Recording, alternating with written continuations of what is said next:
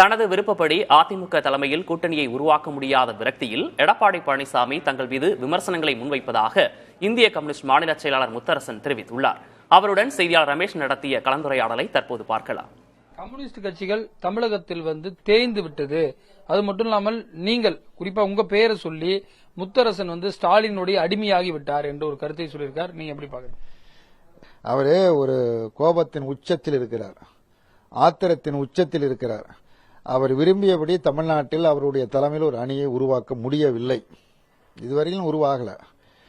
பாஜக அதிமுக கூட்டணி அப்படிங்கிறது கூட எப்படி இருக்கு அப்படின்னா, பாஜகவினுடைய நிர்பந்தப்படுத்தி எடப்பாடி பழனிசாமி அவர்களை நிர்பந்தப்படுத்தி அந்த கூட்டணியை உருவாக்கி இருக்கிறார்கள். அந்த கூட்டணியே இன்னும் சரியா இதாகல, மெச்சூர் ஆகல, ஒரு முழுமை அடையல.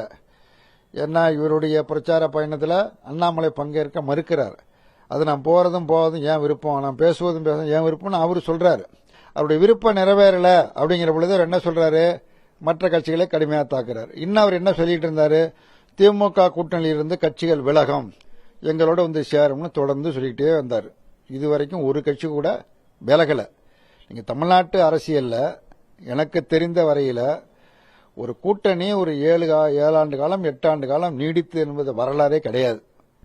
தேர்தலில் கூட்டணி உருவாகும், ஒரு வருஷத்திலேயே கூட்டணி பிளவு விட்டு போயிடும். இதுதான் தொடர்ந்து 67 நான் தொடர்ந்து பார்த்துக்கிட்டு இருக்கிற விஷயம். நான் அறிந்த வரையில் அதுதான் எடப்பாடிக்கும் தெரியும் என்று கருதுகிறேன். ஆனால் இந்த அணி கடந்த 8 ஆண்டு காலமாக உறுதியாக இந்த அணி தொடர்ந்து நீடித்துக் கொண்டு இருக்கிறது என்று சொன்னால், திமுக தலைமையிலான மதச்சார்பற்ற முற்போக்கு கூட்டணி கொள்கை பலத்தால் இது நீடித்துக் கொண்டு இருக்கிறது.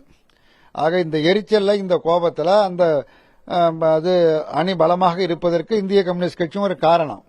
அதனால அவர் கோபப்பட்டு என்ன சொல்றாரு, இந்திய கம்யூனிஸ்ட் கட்சி இருக்கிற இடமே தெரியல, அது தேர்ந்து போய்விட்டது. ஆனா சிபிஎம் கூட ஒரு வகையில கவர்மெண்ட் எதுக்குறாங்க, நீங்க தான் ரொம்ப கடுமையா அடிமையாயிட்டீங்க அப்படின்னு சொல்ற.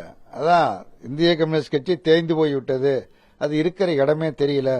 தேய்ந்து போன கட்சியே இருக்கிற இடமே தெரியலங்கிற கட்சியை பத்தி ஏன் எடப்பாடி பழனிசாமி கவலைப்படணும்? அது மாதிரி முத்தரசன் ஸ்டாலினுக்கு அடிமையாகிவிட்டார், அடிமை சாதனத்தில் கையெழுத்து போட்டார் அப்படின்னு சொல்றாரு. இந்திய கம்யூனிஸ்ட் கட்சியினுடைய மாநில செயலாளர் எந்த மாநில செயலாளரும் எந்த கட்சிக்கும் அடிமையானதும் இல்லை, யாருக்கும் அடிமையானதாக வரலாறே கிடையாது.